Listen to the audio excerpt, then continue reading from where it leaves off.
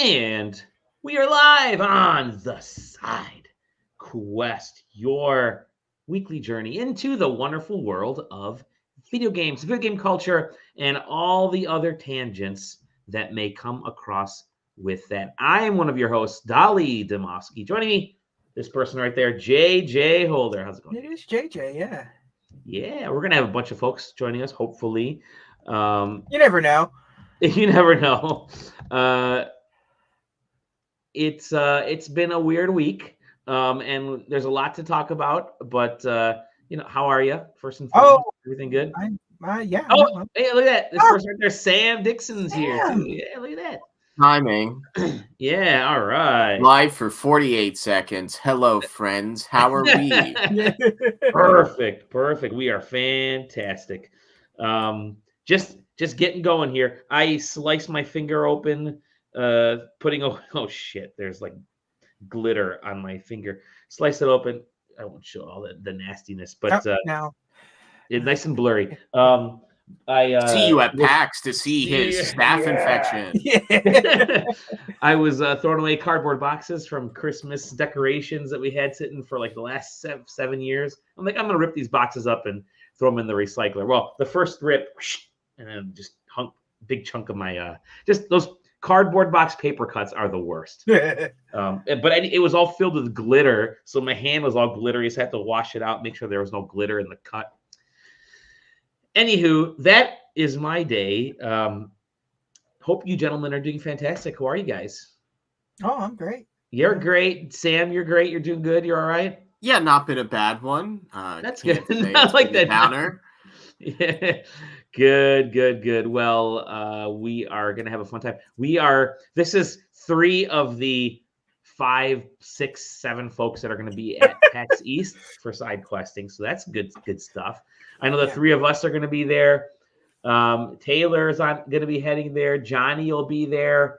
Maybe Dan. Hopefully Tom.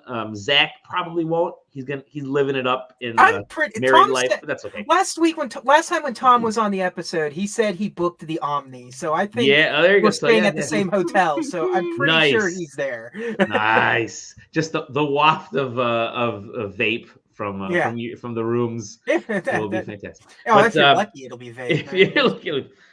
Anyway, gentlemen, it is fantastic to talk to you. There is a lot to go over this week, surprisingly. I want to start off. Most of it not fun, but I'm not. You know what? There were a bajillion layoffs. That sucks ass. We talked about it the last time. I don't want to go into any more layoffs. It's just fucking layoffs. But there are some interesting things. I'm going to present one of them. Sony had their State of Play this week, and it was whatever. You had some stuff on there like Stellar Blade, which is their like a Bayonetta-ish game. You had like Sonic and Shadow Generations, which is basically Sonic the Super Mario 3D World plus Bowser's Fury version of Sonic Generations. But one of the things that ended on was the Death Stranding 2, this fantastic trailer. And basically the game announcement, the game's gonna be hitting in 2025, which is pretty fucking cool. Which means next year, right? I didn't think it was gonna land this year because he's been debuting games left and right. We'll get to that in a second. But Death Stranding 2, just if this is the one that's purely made for the PS5, so it already looks pretty fantastic. Immediately start the trailer with George Miller. Which I love. It's just like, the guy that made Mad Max and Babe, Big in the City, and Happy Feet. Well, here he is in our game. Well, it's a movie. There's still that Death Stranding movie that I think was A24 is making at some point, but a 9-minute trailer, I believe. A 9-minute trailer. And this is very Kojima in that hardly any gameplay. It's just all cinematics. And that's basically all of his games because he's been wanting to be a movie producer, a movie creator for so long. It's the next evolution of Kojima-san. But, debuted this trailer, just some crazy shit going on in it. I love it. Go forth, be crazy. That's totally fine. That's the coolest mask, which is just hands. But Yeah, I mean 2025. Now we know that OD, his Xbox project, don't know when that's coming out. Probably not going to be the same year as Death Stranding 2. I'm going to guess that maybe 2026 or so. Within the next 2 years. If that game comes out next year, it ain't gonna be this year, but if it comes out next year, it'll probably be tail end of 2025 at the earliest. But what I thought was kind of interesting is that Homeboy came out and said, "Hey, I'm working on a new stealth action game, also that's going to be coming out called Psyint, Psyint, and he's working on it with Columbia Pictures. So there's going to be a big movie element to this." Yeah, the way he describes it later, it doesn't like he definitely describes it as more of a game being made like a movie, and it doesn't really imply that it's going to be game and movie. It is like this is a game being produced like a movie. Yeah. But which would be interesting because, like, despite games trying to be movies, they've never made games like movies before. So it'll be interesting to see how somebody who wants to be a director goes through that process with a movie studio. And it is a stealth action game. It is Metal Gear Solid. You know, what I find really interesting is what he said, which was, he is working on he's developing this game for the next generation.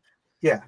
Which PlayStation, it's either PlayStation 5 Pro or PlayStation 6. Either way, that game is so early that, I mean, they're putting Death Stranding 2 out next year. Death Stranding 2 is at least 12 to 15 months away. Yeah. OD is coming after that. Then you have this game coming after OD. If this game is coming out in, let's see, 2027, let's say 3 years away, which it could take that long.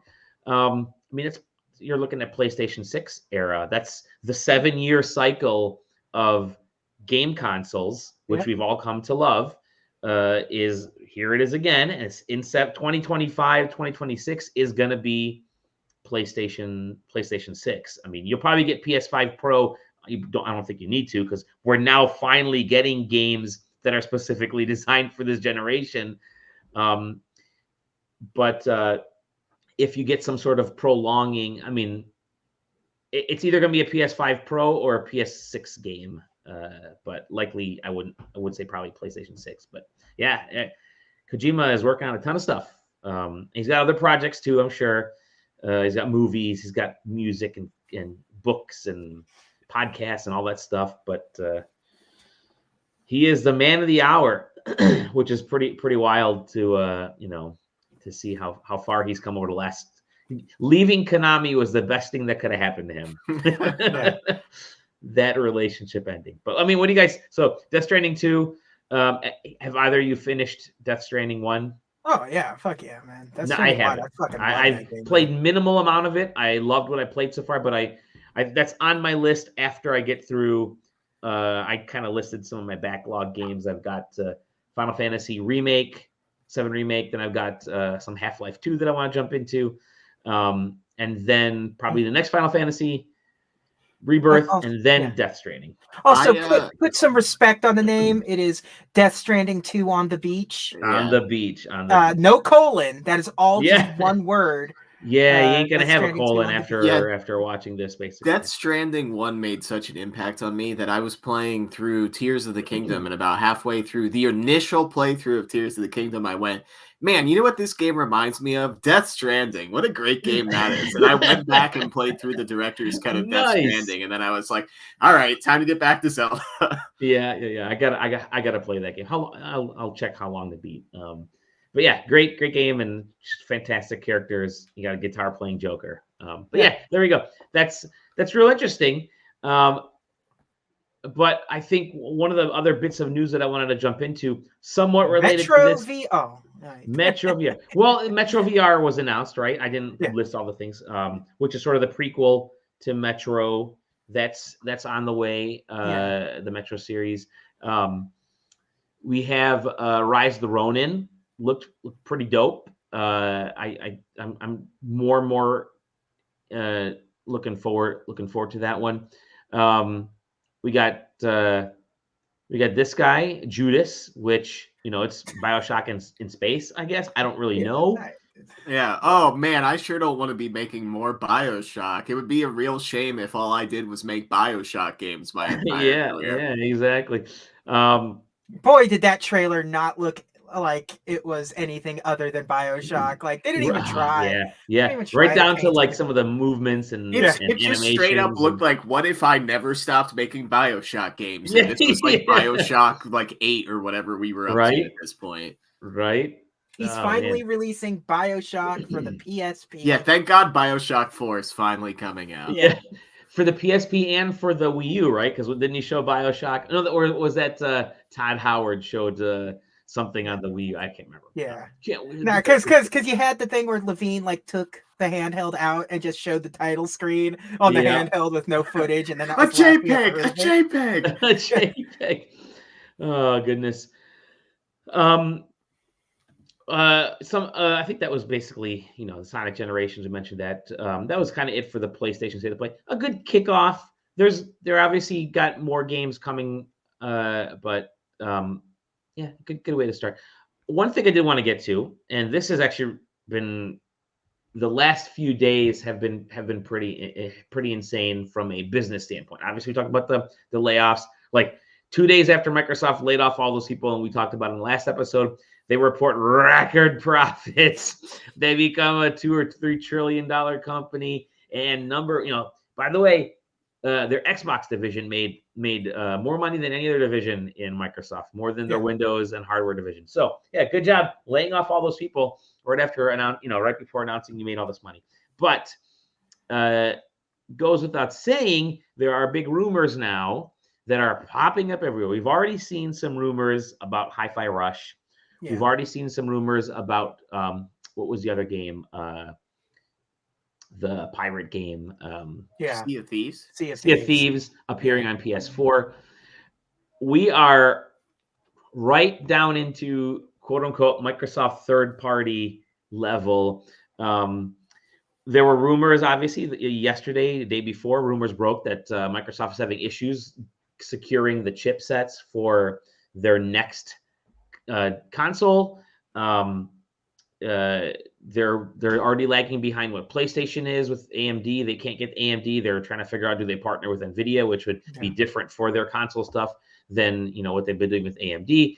And then you get the handheld console. Like they're working on a handheld device. That's a rumor that's popping up right now. It's a Sony one of the same thing. Sony has a rumor with the same thing. Which Sony's got a brand new supposed new PlayStation. They've all hands on deck. It would be PlayStation 6 timeframe launch, but would have the power of we play all bunch of PS4 games and some PS5 games.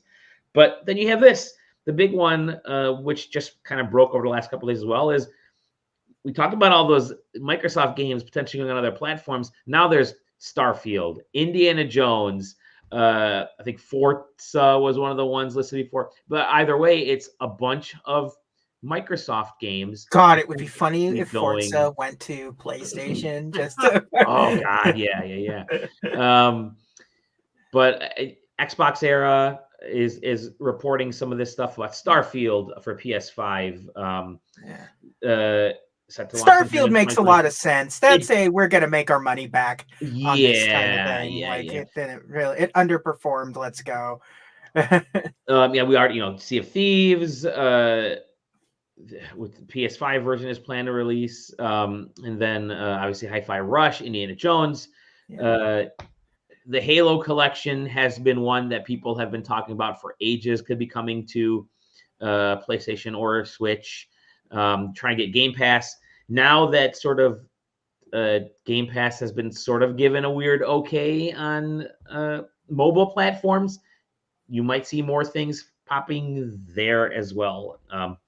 It's a super interesting time. Yeah, Punk 5. I hope the PlayStation Portable ends up being true. A real PlayStation Portable, not a portal. I completely agree. I have a good feeling that Sony will release an actual if nothing else, it'll be like they're like the PlayStation 5 with like for the PlayStation 6. Like it'll be something. There'll be some. It depends on how like all of these handheld PCs are doing surprisingly well. Yeah, everyone is. Yeah, Even like the crazy ones that you bought are doing. Yeah, so the Steam well. Deck's doing great. I have Mhm. the ROG Ally one. That's doing fine. Lenovo just released theirs. That's getting decent Logitech reviews. is getting Yeah, like Logitech theirs stuff. is Yeah, and you know the Switch is the Switch. You can't really. Well, and It'll be- isn't that why AMD is like they're like getting booked through because you have a Yeah. bunch of these Mhm. guys that are trying to make their own Yeah, like standalone computing units, and Yeah.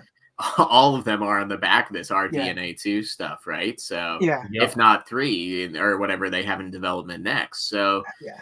you know, And committing late is not a bright idea, especially in this gen. Yeah. But at the same time, like, you know, what does the next generation look like? Because as you said, we are just now maybe getting to games that would, on a normal release cycle, be like games that we would see within the first, 18 months. And we're how far into these systems at this point? Yeah. This is the 4th year. That's 4th year. Yeah, that's Series X and yeah. I mean, I can see, why Xbox, especially because we've seen a bunch of these first party releases that have, quote unquote underperformed, or have struggled to gain footing right at launch.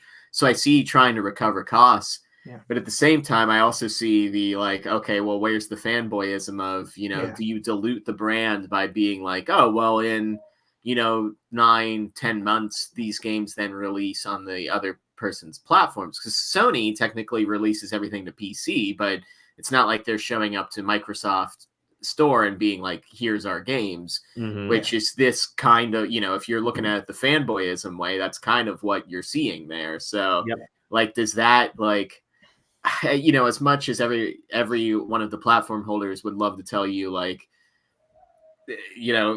Homerism's bad and we should all support gaming and all be friends, but they sort of rely on that predatory nature of like, oh, well, you're an Xbot or a Sony crony or whatever. True. Like, it just feels so weird. I think we have 2 years until we fully understand where Microsoft stands these days, because that the whole like wasn't the story like one of the major layoffs was one of the divisions that is responsible for boxed games. So I was going to mention that too. So you already can't buy. They've pulled all first-party box games from Walmart. Target is dangerously low. Best Buy is getting to that point. There are some first-party games you can't find from Best Buy. I guess in Europe, there are zero, like no longer Xbox, at least first-party games on console. So there's the idea of, I mean, we saw that rumor last year about the potential Xbox Series X follow-up, which is a purely digital console.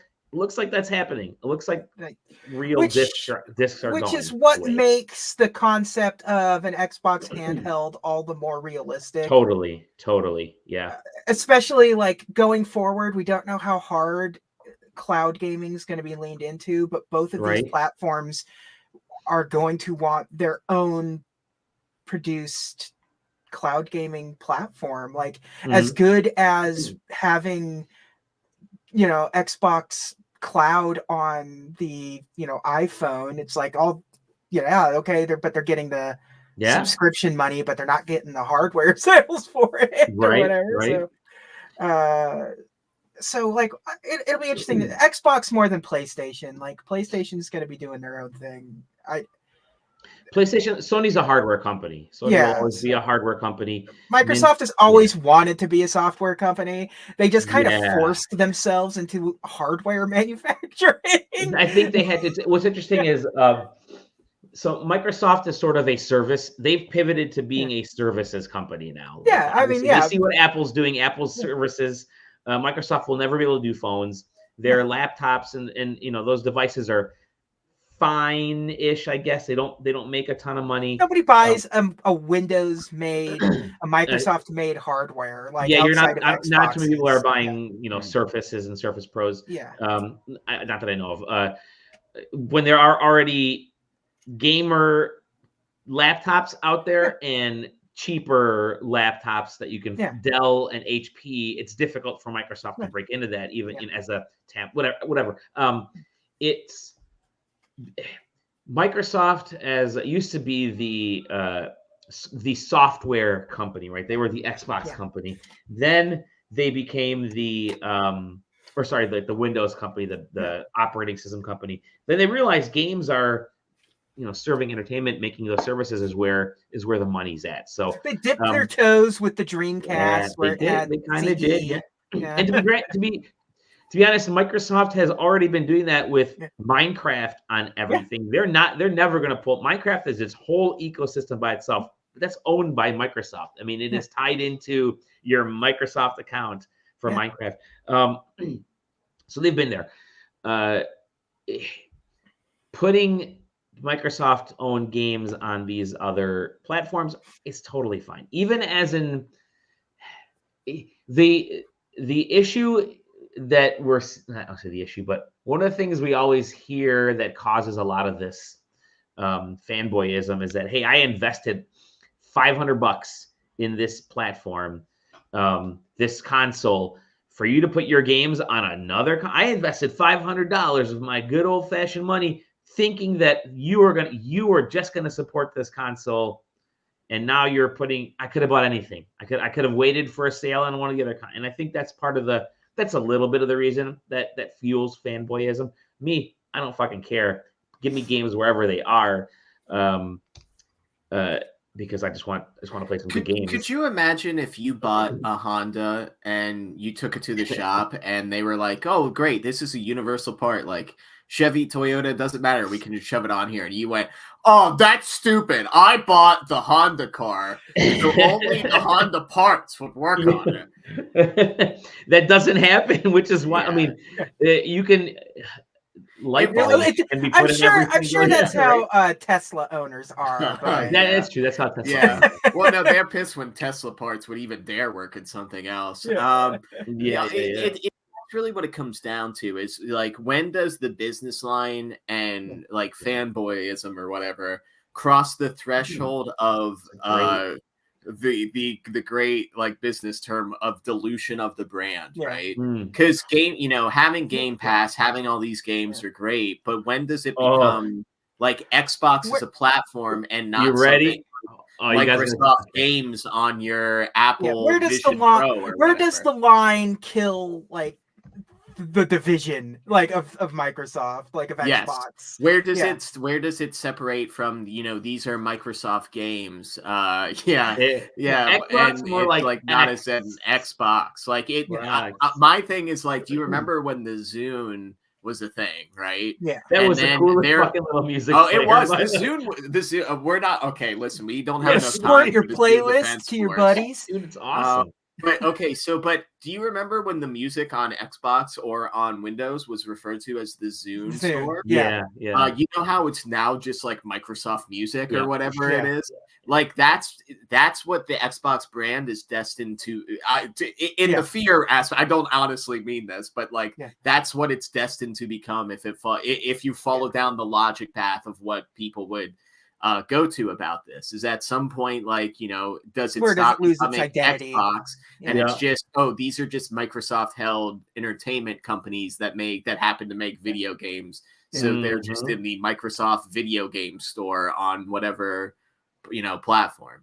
Like, thankfully they've been fighting for those, having platforms and storefronts on other software, because like, when does the Xbox storefront launch on the Apple Provision? So now you're playing I'm not slandering the Zune. I support Zune supremacy. But man, it's like, I don't know, right?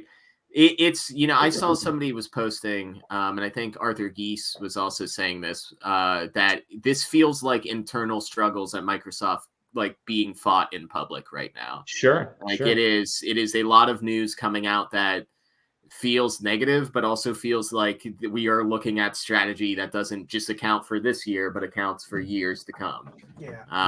Like, whew, it feels loaded, because you're watching is like one of the three major platforms kind of like, has spent all this money in the last couple of years and is now very publicly being like, what do? We have all the cards in our hand, and now we don't know what move we're going to play. Yeah. Right. It's I haven't touched my like Xbox and I can't do you know what I use my Xbox for? Bleacher Report to watch I'll show you AEW something. pay-per-views. Oh, nice.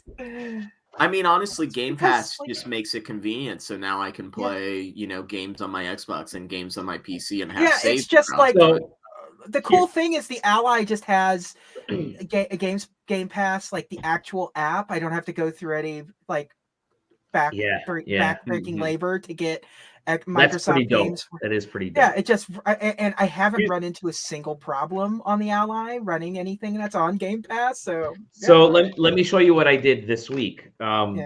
There's a game that's out that came out last week or so. Rave reviews, real popular, the most popular for this series in a long time. And I thought, I'm going to buy one of the previous versions of this game to get caught up, Like a Dragon. I'm like, I'm going to get into Like a Dragon. And I, looked around and I'm like, oh shit, it's on Game Pass. Yeah. I'm already paying for a game. I'm like, I don't want to fire up my Xbox though. So I bought it for like $14 at Best Buy. I had Best Buy gift card. I'm like, I'm going to buy it at Best Buy for my PS4, which is like, God, I want one, maybe two consoles. Like my Switch is my portable console. I'm fine with it. My PS5 is the big boy console because it's got all the bells and whistles connected to the TV. I'm fine with it.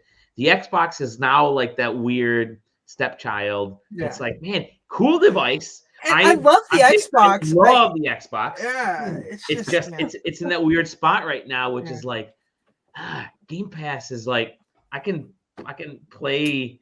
I played Starfield on my phone more than I did on the Xbox, and I'm like, oh shit. I don't know, man. It's so weird because like there's also just kind of like nothing because Xbox, that division is so lost right now, and there's so much going on that like I mean, they're like, thank God Indiana Jones comes out this year, but I also don't know if it's a good game. Like, whatever. Not it next I don't know what I'll be buying it on. If it's on PS5, I'd probably buy it on PS5. I don't want to wait, so I'll just fucking play it. No, I think we are. Microsoft's push has been Game Pass. Yeah, they would rather have Game Pass than these games separately. They would rather have you subscribing to Microsoft products on a PlayStation platform, and maybe we're going to get that compromise between, that compromise where it's Game Pass is just going to be the Microsoft games on Sony platforms, or just the Microsoft games on Nintendo platforms, and not the third-party games. That may be where we get that compromise. Although it's starting to become a little muddied in the water at this point. It's like, what is a Microsoft game at this point? Well, and that's part of the issue. They've bought so many companies now, and we talked about it. I got the hand thing going on. We talked about it last week. Be very careful. No, you mentioned the brand is kind of being diluted. We don't know what a Microsoft game is anymore, because now you're getting Redfall and Starfield and Hi-Fi Rush in the same year from Bethesda. Those are all Bethesda games that all came out in the same year, right? Yeah. And that's Microsoft. You got a game that's just phenomenal in Hi-Fi Rush. Then you have Redfall, which is like the other end of the spectrum, and then you have Starfield, which is like, hey, it's fine, just I guess. Flat in the middle, just like, I guess this is it. They're all Bethesda. And then they announced the fucking Blade game from the Redfall. But it's really weird time for Microsoft. They get it's like so up and down. Is it the best deal in gaming? Totally the best deal in gaming. Blah blah blah. We've heard that, and it's true. It really is. That's if you're going to put your money on anything, Yeah. Microsoft Game Pass is It's fantastic. it But is you know, it is like the 1-2 punch of Game Pass and just being able to have Steam, like is like just like boy, the PC is just the sweet like and the fact that we're yeah. kind of everything's starting to sort of reach a parity on PC gaming. Yep. Like there hasn't been a significant jump in any direction. We were We just just- talking about this in the Just Discord. talking about Discord, yes. Yeah, like things that are like 5 years old can still run really well, and the Steam Deck is helping that. Yeah. So It is, and so many studios are putting in like really robust settings where the good games let you change whatever you want to get it to run on your system. Yep. So, and even in the better ones, do it automatically. So right. That's totally, we were just talking. Yeah. The reason that JJ is mentioning that is in the Discord, we talked about all these games that are topping out, breaking records for launch weeks and sales for player online at the same time. You know, we talked about Persona 3 Reload and Like a Dragon and Pal World. It's because we've now gotten to the point where you don't have to have the best looking game, the best performing game for it to be a fun game anymore. Like remember, we have that joke about but can it run Crysis? It's like no, Crysis should be on everything. Like Doom is on E. coli bacteria, right? They got it to run on that at a wonderful engines, one frame per 40 minute type of thing. Engines are so scalable now. It's beautiful. Like there hasn't been that game in so long, like Crysis or whatever. It's like you don't need one. Like because like the last one may have been Cyberpunk because there were so many issues with Cyberpunk. This was back. Remember, Cyberpunk is at this point 3.5 years old. That was 2020. And now it runs beautifully because they realized, hold on, we just got to get this sucker working and have minimal bugs and blah, blah, blah. Yeah, it squashed a lot of problems. They optimized it way better. You can run that thing on a fucking Steam Deck with no problems now. It's and like Alan Wake 2 is probably the biggest sort of PC tax, but even then you can scale that thing down. Like I got it running on my Ally.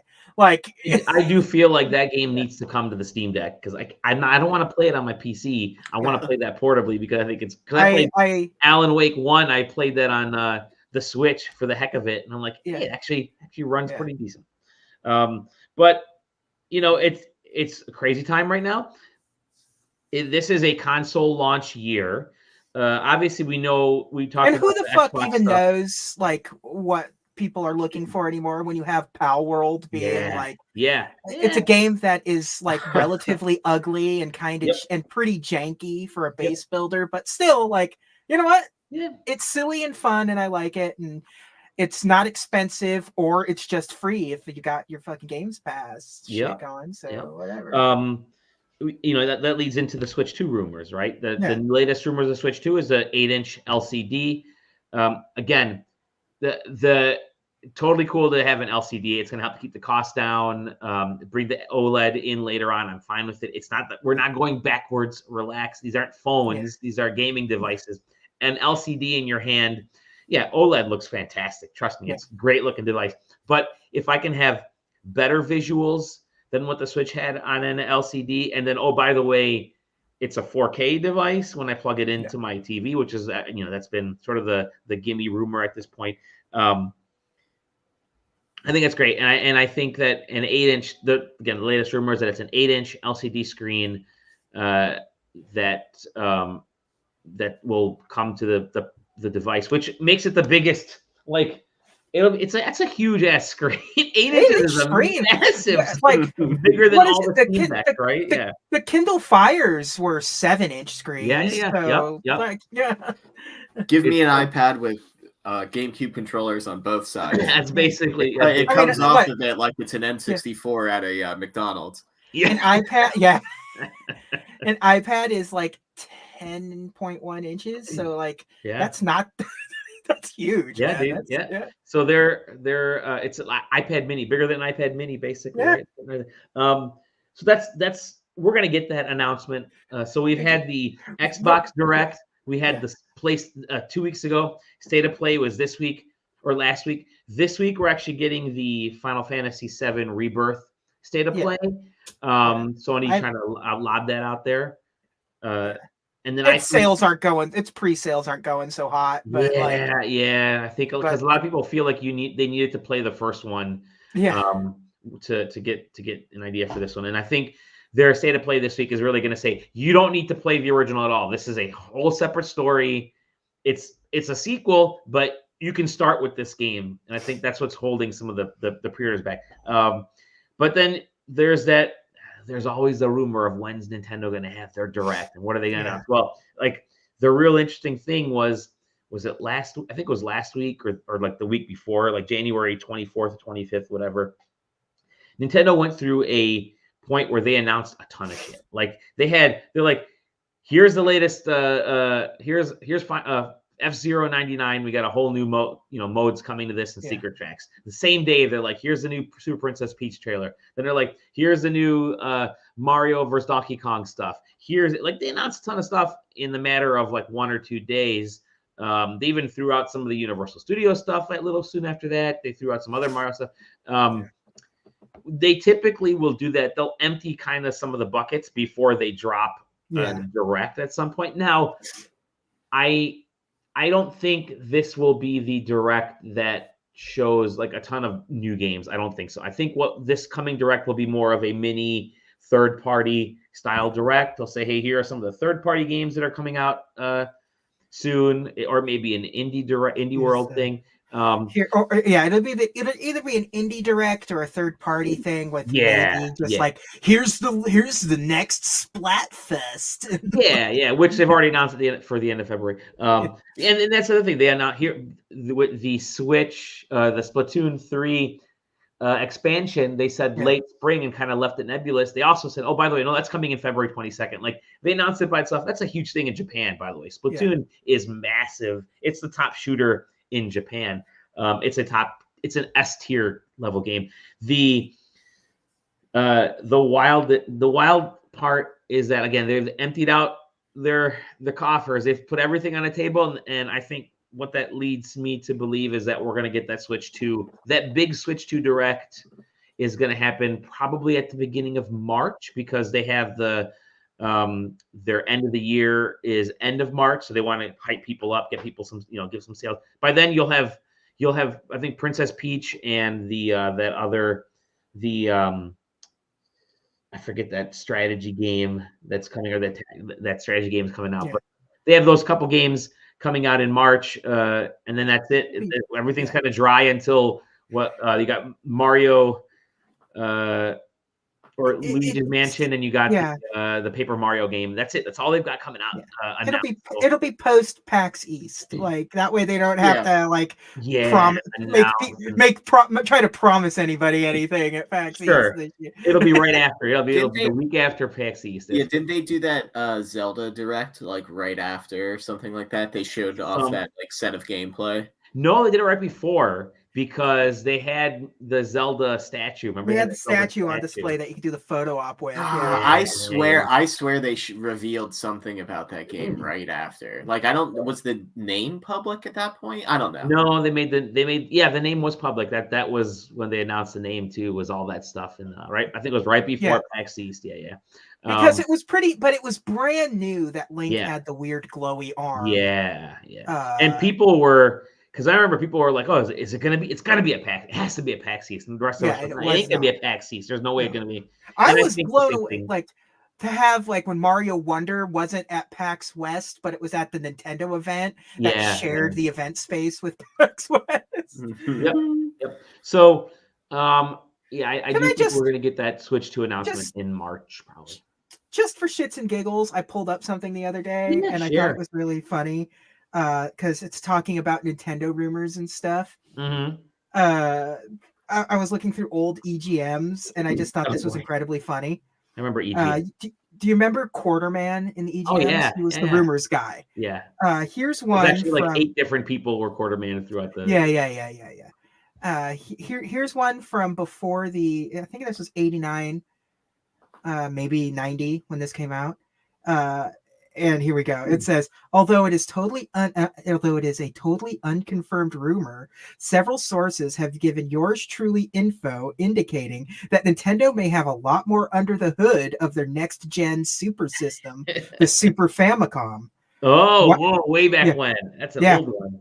White shirts at the highest levels of Nintendo have reportedly leaked word that the Super Famicom, which is expected to be released in Japan in March of next year, followed by a stateside rollout in August, is a true 32-bit system with even more power than originally specified. Does that mean the Super Famicom was simply a smokescreen for an even greater gaming machine? Maybe, or it might indicate that Nintendo has upgraded their graphics processors even further. Whatever the reason, the Super Famicom, which was originally unveiled in October of '88, will not be seen for more than a year. So it's just like absolutely swinging for the fences on that. And just to show you how long absurd Nintendo console rumors have existed. Great. I love those old days. Any last comments on the Xbox or PlayStation or Nintendo stuff? Forza 8 or whatever the fuck it is boring. That's all I have. Yeah.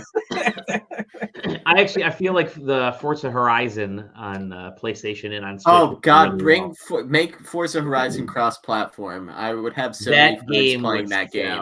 Yeah, that would be a Horizon 6. Don't call it Forza, just call it Horizon 6. Make it multi-platform. Yeah, the first game named Horizon. It'll be the first Horizon game. Horizon 6 on the PlayStation 5. That'll go well. Hell yeah, brother. No, I honestly, that would be a day one sell because the Crew Motorfest, which you can get for pennies on the dollar these days, was supposed to be the big cross-platform racer for me and my friends. Can you guess how many modes you can play with your friends? 1. 0. Unless they updated it, the only mode that was cross-platform were these like multi-discipline races that were played with like 32 players, and the only way to load in with your friends is to hit load into match at the same time and hope you get into the same lobby. This is what you get for trying to trust Ubisoft. The game is called The Crew Motorfest. It's called The Crew. It's based on playing with your friends. It is impossible to play with your friends. There is no crew. Where's the crew? Not here at the Motorfest. All right, let's move into what we can play with our friends and what games we have been playing. Skull and Bones. That comes out in a couple weeks. Uh-huh. That was a good. It sure does. Hey man, here's what I'm gonna say to you. I will make it a challenge to you that one of us must play Skull and Bones at least for 5 minutes before PAX East 2024. Yeah. Okay. All right. Deal. You know what? I'll take the bullet. How's that? I was going to say somebody at the SideQuesting podcast, or even better, why don't I just plug our performance at PAX East performance, our panel at PAX East. It's a performance, yeah, for some of us. Which about games that are rated as 7s, I don't think Skull and Bones will get there, but hey, maybe it's the best 7 of the year. It probably won't even be the best game with Skull in its name this year. I don't even know any other games with Skull in their names. There's probably going to be there'll probably be 3 other better pirate games this year. Hey, if Sea of Thieves does come out on another console, does that count as a pirate game for this year? Yes, I would count it. Again, a game if it was on PlayStation, I'd probably be playing cross-platform with people. So there you go.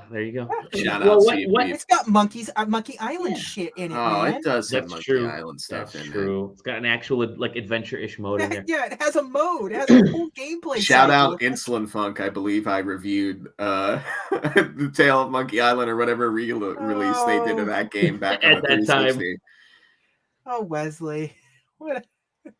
Well, forget about games on the 360. Sam, what have you been playing Oh, in well, modern times, my since we've been friend? talking about the lovely Game Pass and its accessibility of playing Yeah, games yeah, on both PC and Xbox, yeah. Mhm. I've been playing Go Mecha Ball, a little indie Yeah. jaunt that I've been Okay. following for some time. Hey, what's the number one thing I love about video games? I know the answer because you said it in the Discord chat. Cats. You love cats? No, Yes, movement, cat. my friend. Movement.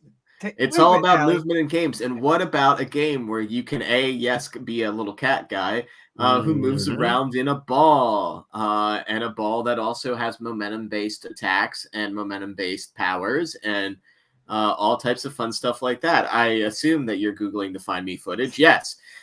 So yeah, I you love basically I it's fucking love ramping up to a bad guy in this game and just Yeah, man. wrecking his shit. This looks It's great. cool. yeah, you slowly unlock powers. Hey, did you know you can land on enemies like Mario balls and it does damage and can Like stun Mario them? balls? Yeah. And you can just keep dribbling on their head like a basketball until they explode.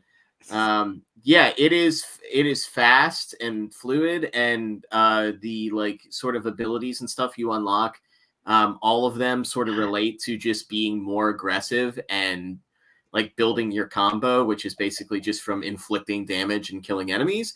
So, typical roguelike stuff. You come into an area, you clear the enemies. In this one, there's like, I think it's 3 rounds all the time. Three Yeah. rounds of enemies Mhm. per room. You clear the room, a warp tunnel comes, and then you go to the next room. Occasionally, like store will come up, and that's about it. There's really not a lot of story when you load into the game. It kind of hits you with the story, and then if you complete a run, let's say, you might get a little bit of story. um, it's certainly fun, and I mean, I will continue to Sure. play it because the gimmick of rolling into somebody, bonking them, Yeah. refreshing your stun on a kill and turning around and bonking somebody else, refreshing that, like bonk again on another Yeah. kill and keep doing it until you've cleared the entire room is both hysterical. And if you're good, get good, son, you can clear the game pretty quickly. And it seems like, That's you're cool. seeing sort of multiple mechs that are in there. At least from where I'm playing now, it seems like the game is asking me to clear it with every single one of those characters that you unlock. Mhm. And then who knows what is after that. But yeah, it's definitely your typical roguelike. So if you're not into those, like, there's no like Hades level story or anything like that to kind of pull Yeah. you through. It is literally the sort of like the sensation you get while fighting and the Tony Hawk-esque like flowing through the level while you're murdering, um, is going to The- be the fun. And if this does it, if the video footage does not look interesting to you, yeah, don't bother. If it You know looks fun, what's wild you is that may love it. this is almost like a isometric Sonic No, I was game. just about to say, Yeah. yeah, they Beat you turned to it, Sonic 3D dumbass. Yeah. Blast into a good game. Yeah. With Yeah. guns. Yeah. So it's like Shadow 3D Blast. So Shadow 3D Blast. Sonic Yeah. with guns, Yeah. like Yes. Pokemon with guns, Sonic Like with guns. it definitely feels like a game that like if a barcade somehow was the way to experience new like arcade style games, like this would be like a perfect like brand new like arcade machine. Yeah. So it's more about like, Marble Madness 3 right here. yeah, like kind of like Yeah, a yeah, high score type thing Yeah. rather than you're yeah. not also enjoying a lovely Yeah. story about robots or whatever. Play it with a trackball. Yes, yeah. Oh, dude, that would be perfect. That's cool. So go Um, Mecha Ball. This is a Game Pass you're playing on. yes, on Game Yeah. Pass. I think it's only on Xbox and PC right now. I don't Okay. think it's on PlayStation, but I could be wrong. But yeah, that's pretty much it. Other than I am also one of the sadists who is dipping into Pal World, Yeah. and trying my best to both be kind and understand the ways of pals. Hmm. Making pal-based puns as I'm throwing Pokeballs. I mean, pal spheres, and just trying to enjoy what is essentially just any sort of survival game, but instead of like automating tasks, you have monsters to do it for you.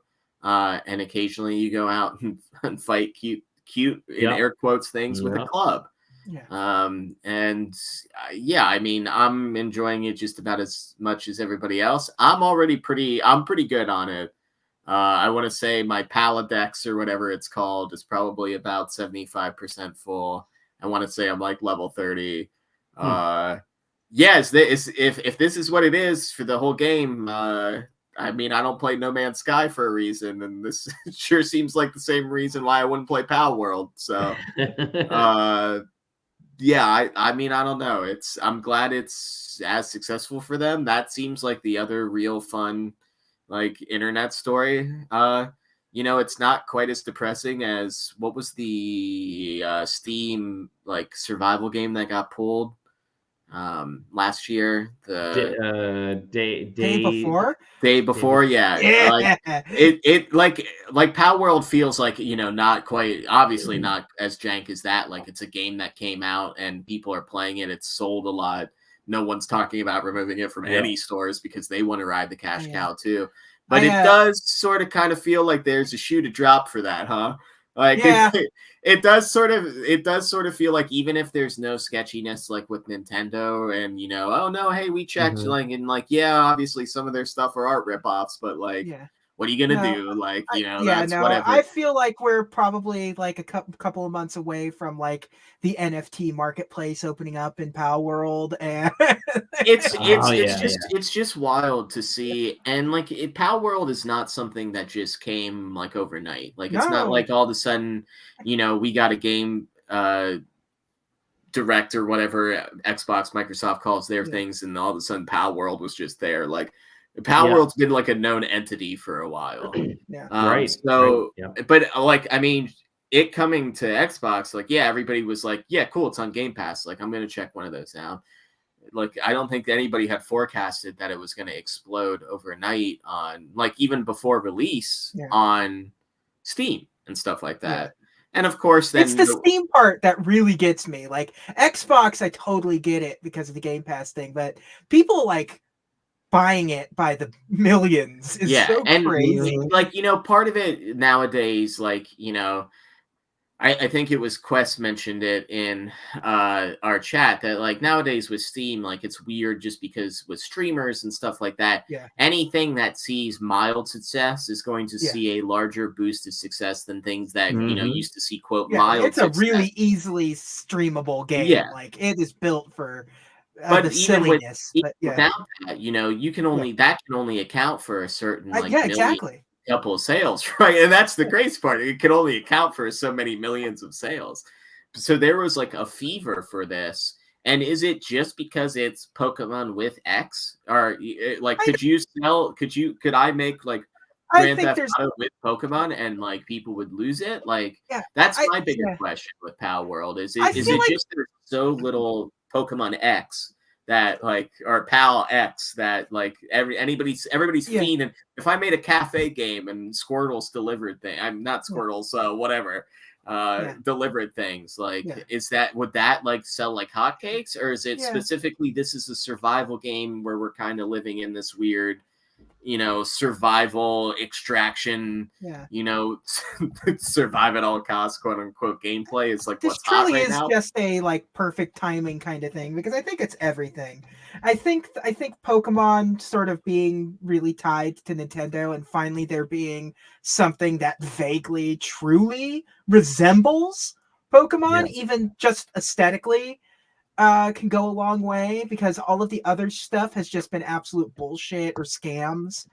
But what on top of like, survival games are probably the hottest franchise, like, genre on Steam, period, on top of streaming and on top of word of mouth. And it's just a bunch of bullshit that just coalesced into this absolutely perfect thing for them. Yeah, I guess it's just the curveball of the survival stuff that I think's making it like, and guns. I think it's just funny that anybody sees like the equivalent. I'm just going to use Squirtle again with the machine gun in his hand. Like, it's funny.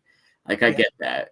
But I think about, like, what is it? Is it Temtem or something like that? Temtem, Temtem was way more Yeah, Temtem is Yeah. essentially Pokemon. Yeah. Yep. And with more let's say unique and own original characters, whole original characters, but it doesn't have any of the survival stuff, right? I've never played it, so I don't want to, say that it doesn't, because maybe it does, but or maybe it's not like a live battle system. It's more of a turn-based, like old Pokemon. Like, it's just wild to me that it's like the answer here isn't Pokemon, but that might be what ends up costing it, if that makes sense. Sure. Like, I think that's the funniest bit is like, this game, I don't think it doesn't exist if you call it like, survival factory. I don't think it works if you call it survival factory and it's just like random NPC men that do this, or NPC characters, like you catch them like MGS5 style or whatever. Yeah. The fact that it's Pokemon is, I think, how you're getting how it's working, but like, how come no Pokemon worked before but work now? That's what I'm saying.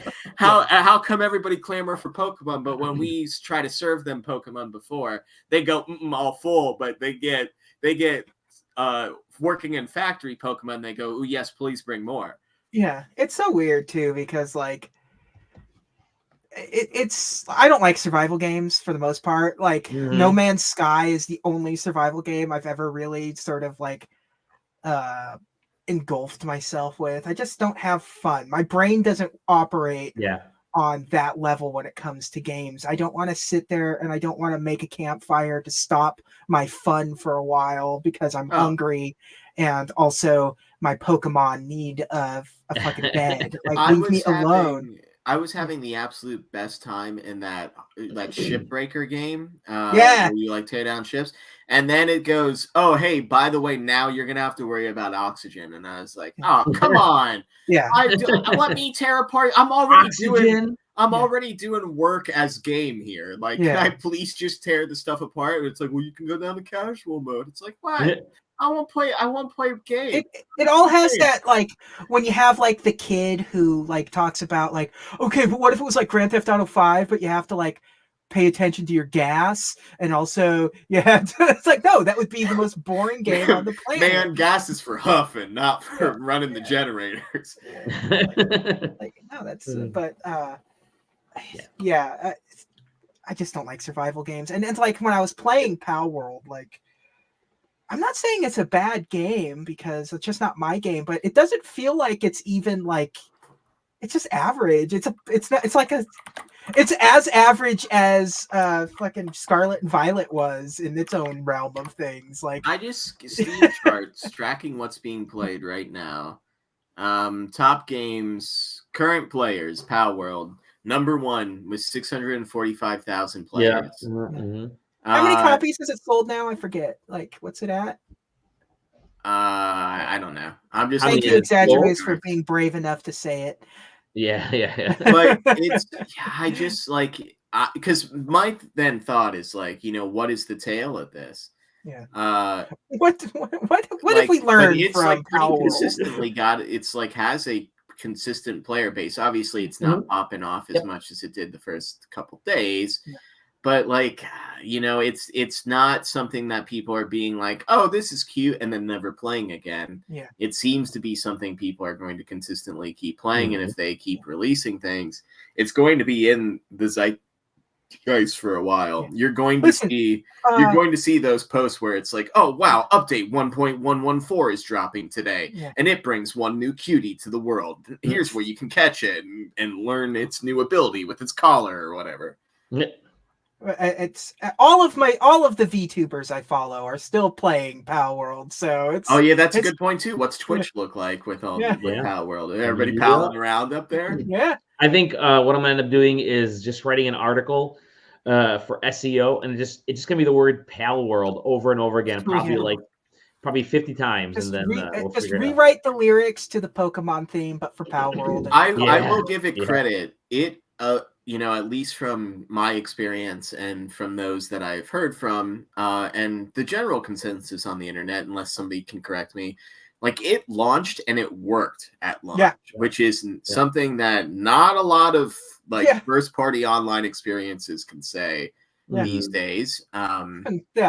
And I think that goes a long way, especially in an early access game where it's like, oh, my favorite streamer is playing this with like his 3 friends now, and I could jump on PC and play with my friends now. Because it has the whole Ark and Dusk and all that bullshit, like create your own server just for your friends thing, like that goes a long way for this shit. Oh yeah. Also comes down at a time that clearly this survival stuff is, there is a fervor for it. I mean, Lego Fortnite was outpacing normal Fortnite modes for like at least the first week that thing came out. So man, hey, survival games, apparently everybody quit messing around with these extraction shooters. Give me survival games, or give me Pokemon and things they don't belong in. Give me Pokemon, there you go. Give me Pokemon survival horror. We go to so many mansions in Pokemon that are supposed to be spooky and dark and ghost Pokemon. Show me how the children got murdered to be turned into that Pokemon. Show me the Drifloon actually take the kid and go away. Yeah, exactly. Love it. Like ice is my. Well, let's move on away from Pokemon and Pal World talk. Is there anything else, Sam, that you've been playing? Yeah. I mean, I'm not ready to yet expunge. Whoa, what a word! Expel the demons from myself with a loaded gun to my head in Persona 3 Reloaded. Wow. Okay. So my wife has started that, but I have yet to embark. But I have seen all of the menu transitions, and yet again, Atlas's team continues to eat up there at the top of menu design. And I hope to, at some point in my animation career, even come close to honoring those that have made UI and UX designs for the Persona series. Did you see the collector's edition of the digital deluxe edition of Persona 3, and the soundtrack is an exe file? Oh god, yeah, it's fantastic. Hell yeah, brother. No, you don't think I got physical deluxe editions out here? Like I'm like, again, like my wife doesn't have an entire Persona sleeve where she went, crap, I now have to find more spots for Persona characters. And I was like, oh, homie, we haven't even gotten to like what is like re-metaphor or whatever that nonsense game is from the Persona guy, where the Persona 3 protagonist is somehow a little bit older and maybe female, and the main character of that game too. Yeah. Excellent. Yeah, that's on Game Pass, so I keep saying I'm going to jump into that one, but I have Persona 5 to play first, so we'll see. Oh, yeah, you definitely have to play Persona 5 before you play Persona 3. Yeah, Dally. We're in the end game now, guys. It's all messed up. Can we hold on? I don't, obviously I want JJ or whoever to talk next and go on to their games, but we can talk about that his MP3 player in that game is shaped like a bullet and is an MP3 player that uses one of those like dot matrix screens. Like, oh boy, yeah, it's big old headphones. Oh man, he would have been the coolest dude if he rocked that nowadays. Bullied out of existence. It's so cool, dude. Oh man, the 90s, which were it's definitely the late to early 2000s, but so cool. JJ. What have you got? You got an interesting game that you're playing. Pal World. No. I'm gonna share the screen I'm here. I'm gonna talk about VR stuff. I've been dipping my toes deep into the VR realm. I got a review code from these guys for Just Hoops.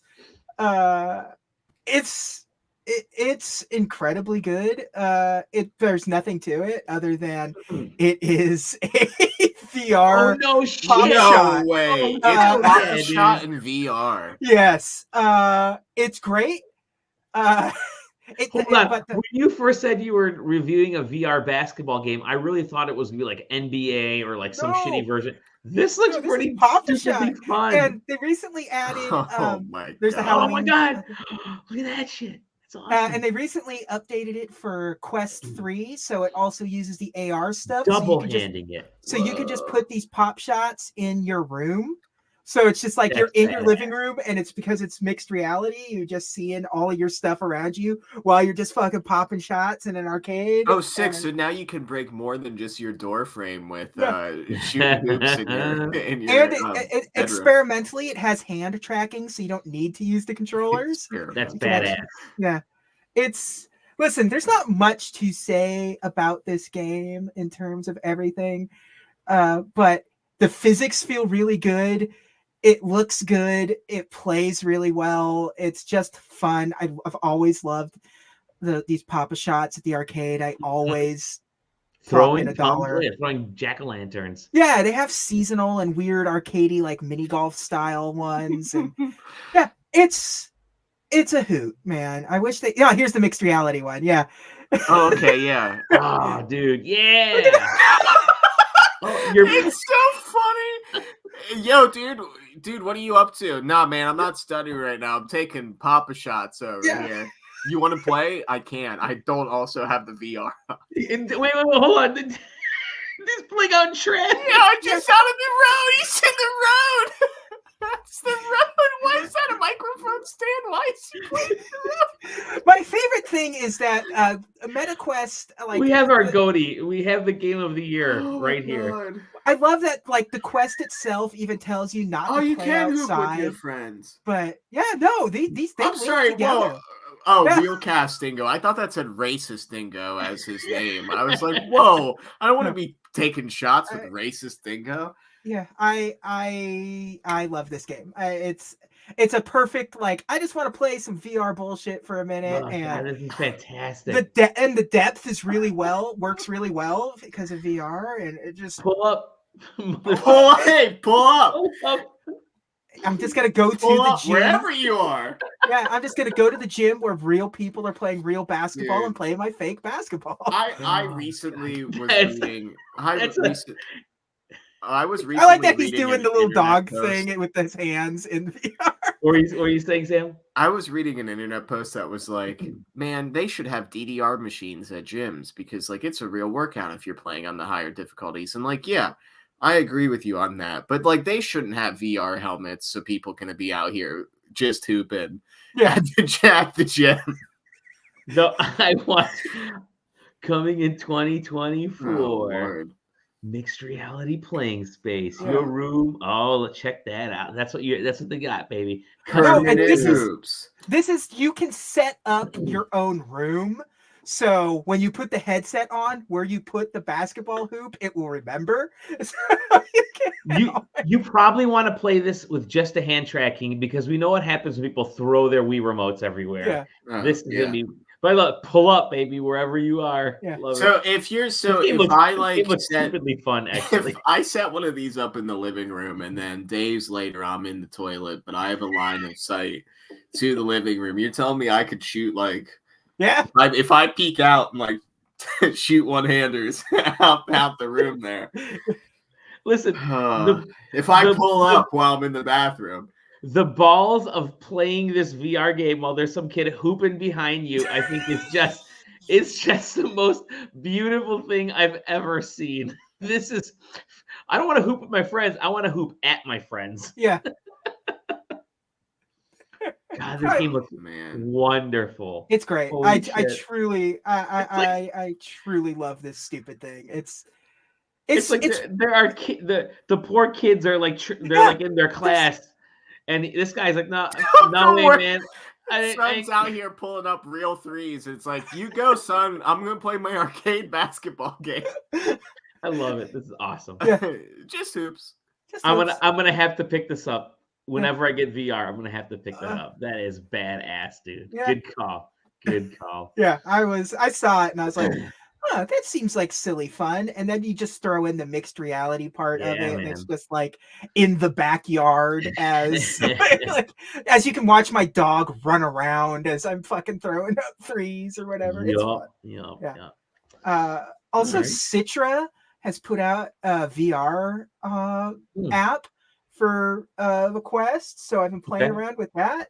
Which, you were talking about that. That don't know, Citra is the main 3DS emulator.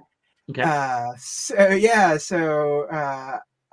sideloaded Citra onto my Quest 3, and Mhm. it's janky, but it's fucking wild to play 3DS games like big and clear and still in 3D. Mhm. So very few things. The first thing I tried was Star Fox, and it just fucking don't wanna. The levels load in and they're going at like a quarter speed, and there are absolutely no assets loaded in. It's just all wireframe. It's weird. But certain things are running fine. Mario Kart runs fine. Metroid was running fine. Ocarina of Time was running fine. Mm. So it was just kind of neat to play around with that. I love it.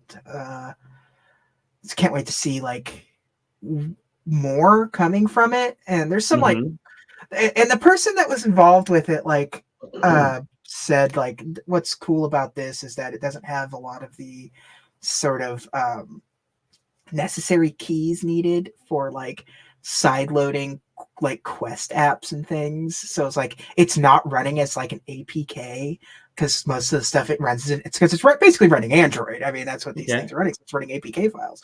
So like it's going to blow open the kinds of apps that you're going to be able to install on to the MetaQuest. And there's some crazy shit. There's a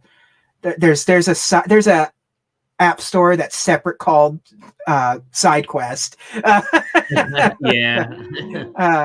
That screw the pants off them. Yeah, and that's like, you can just download like a mod that's Half-Life 2 in VR, and it's sick.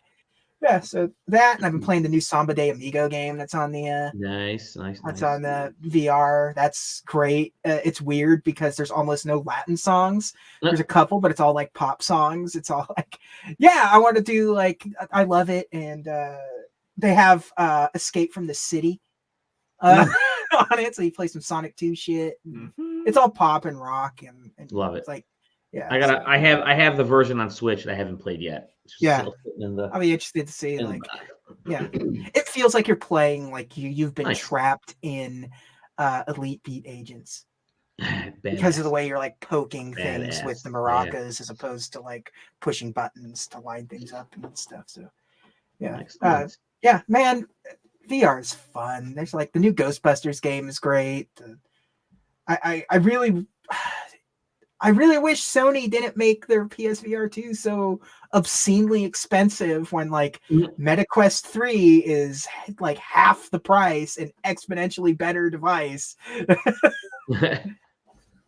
Well, I have been playing a review thing. Yeah. Let me share this. So, this thing is out. It's a free game. I'm gonna call it a frequel because it's a prequel. They do this a lot for lately for a lot of like AAA level games. But the game is called Outlast Tales, and it's the thing I've been playing is called The First Journey, which is kind of the free prologue trailer right here, the free prologue to the game. And essentially, it is a turn-based roguelike, RPG. Pretty understandable. Nothing that's going to blow your socks off in terms of understanding it, figuring it out. This kind of free play game, I've been playing it on the Steam Deck. Runs beautifully on the Steam Deck, by the way. And it's like every other roguelike out there. But what I kind of this style, I should say. But what I like is that there is first of all, the artwork is fantastic. Just wonderful illustrations. You kind of see the animations are sort of these moving single images, like they're showing there. Characters kind of hopping over. But it has a big emphasis on your party and how your party kind of interacts and works together and grows and gets better together, and how they kind of feed off each other. There's a whole big aspect to that, and I really kind of dig that. You can create, I think, in this free demo thingy, there's like four or five different classes that you can pick, and then you can do some initial adjustments to those, and then you go from there and you fight these battles. Really cool art. Has its own. I'm gonna hit the replay thing here. Its own set of achievements too, which is kind of cool. But yeah, for like something that's like 60 60 minutes to 90 minutes. I think I cleared my first run in like a little over an hour. Grabbed a bunch of the achievements and stuff. It's really easy to play. Really kind of digging it. Now, the issues that I have with it are the selecting of characters, some of the menu stuff. It's not like I can't tell which selection I made. Like I went to attack somebody, but I actually accidentally like backed out because the thing that was highlighted, their highlights are in like white text, and like the yellow text is the stuff that's not highlighted, which is usually like the reverse. So there's some graphical things in there. Like you kind of see, let me go to this thing right here. I'll show you right there. So which enemy are you attacking? Like you'd think that it would be this yellow one, but it's basically you're selecting like this white circle. I'm using it as a sort of as an example. It's tough to it can be an issue to kind of work through that if you're not aware of if you haven't been doing it a bunch of times. But it's got like this. It's got a world, kind of pathways, that kind of stuff, and it works exactly as how you expect. You go from one to the other. There's towns where you can talk to people, do some light trades, buy stuff, and you go to the next thing. You can use some of your rations for like campfires and heal up your characters and stuff. Yeah, I mean, it's super basic from that standpoint, but I'm just really digging the artwork and gets me excited or interested at least for the actual Outcast Tales game whenever that comes out. It says coming soon. Who knows when that's actually going to be? But for a free game that'll last you 90 minutes to an hour, or like 60 minutes to 90 minutes, not a bad. It's kind of a prolonged demo with an actual sort of start and little mini plot that's built in. So yeah, I'd pick it up. Cool if they sent it over. It's out everywhere now. I wouldn't have looked at this game if the PR folks didn't message me and say, hey, we got this free prologue thing. If you want to check it out, it'll be free for everybody in a few days. But if you want to check it out early, I'm like, yeah, sure, whatever, it's free. Why not? And I did, and I dug it. So yeah, Outcast Tales. Suddenly I'm interested in Outcast Tales, which I didn't think I would be. I like roguelikes because I never feel like I have to finish them. It's like, okay, I'll get to a point where I've kind of started grinding, and when you get, there's certain roguelikes that you get to a point where there's a lot of grinding needed to like level up and to get certain aspects, improve your characters, advance the story. And at that point, I'm just like, okay, I'm done. I had my fun. I had my fill. I'm out of there. I don't need to do any more.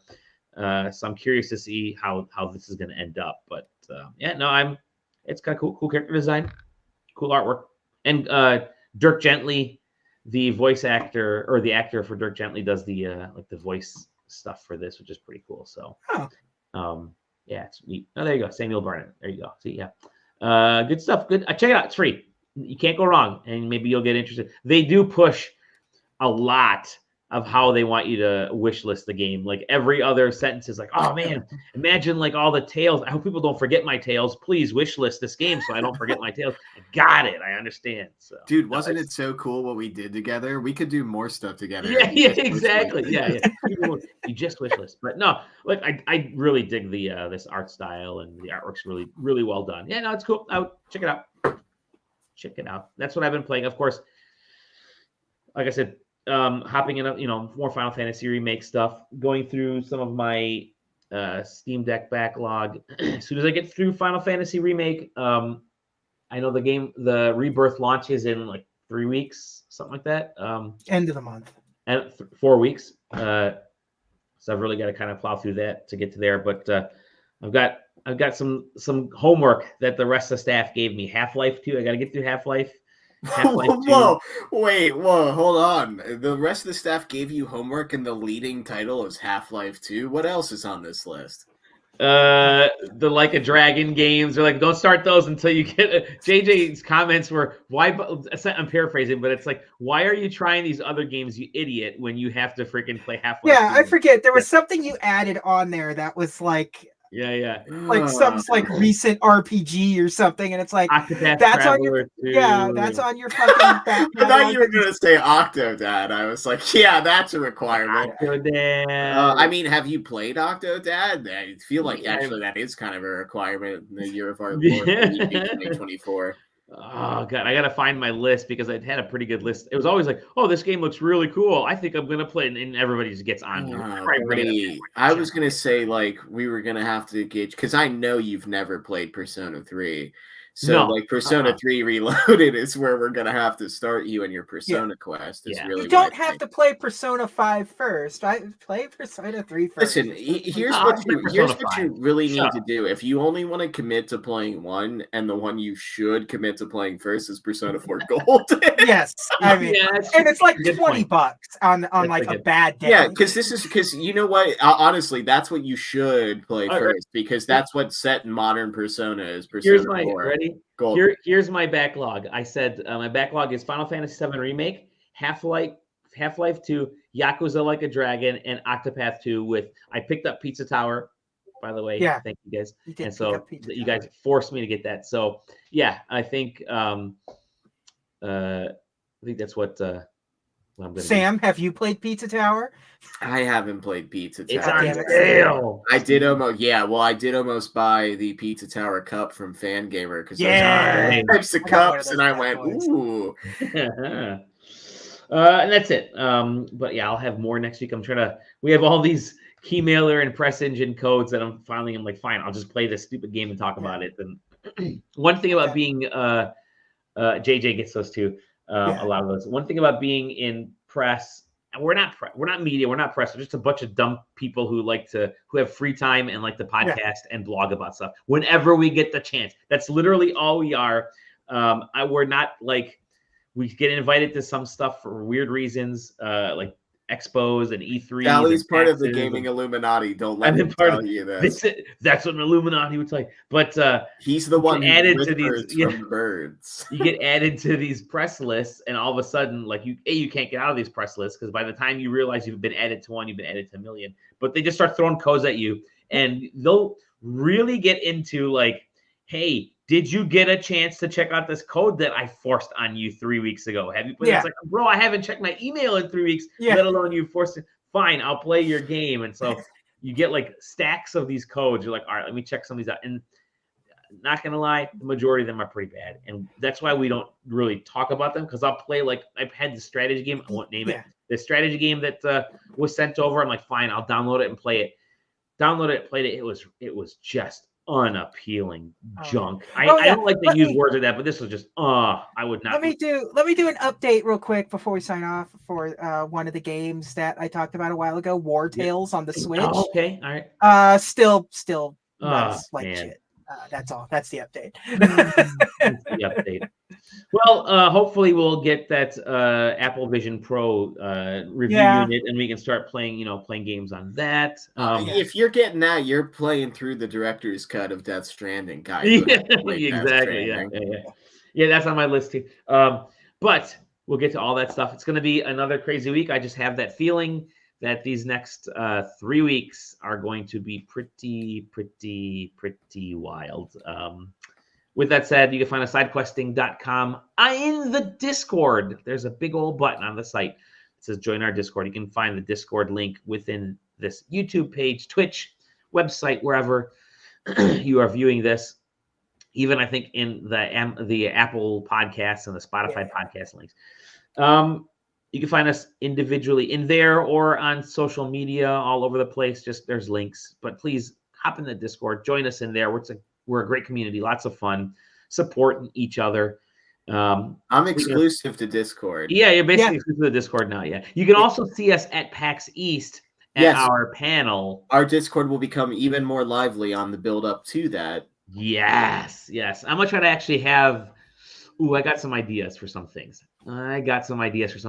So we are bringing back for like the third year in a row, maybe fourth, a third year at least, of the sevens are better than the best panel. It's the third, because this is my third PAX. That's right. And so the panel this year, JJ just comes up with the best names, and it's a great one this year, which is 777.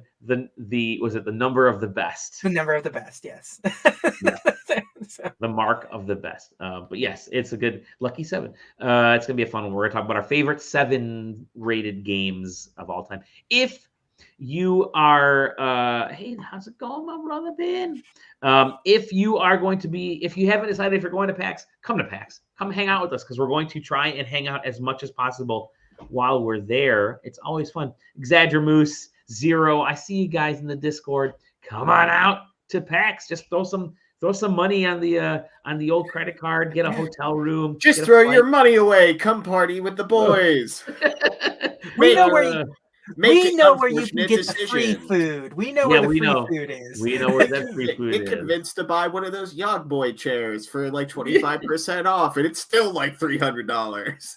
And if you're lucky, you can bunk with Sam and I in the smallest room ever. The Yotel. The Yotel. Not a sponsor. Never a sponsor. The opposite of a sponsor. How can I implore you to go and also not to go ever? I blame Tom Johnson because he had that room. He's like, yeah, guys, I actually had a room there, so I'll just switch over to your name. We're like, all right, cool, perfect. Yeah. Trust the guy who gets night terrors. Thank you, JJ. Thank you, Sam. You guys are always awesome to chat with. Looking forward to chatting with you guys again real soon, and at PAX East and all that fun stuff. With that said, we'll see you all on the next episode of The Side Quest. Yay! Woo! Bye-bye.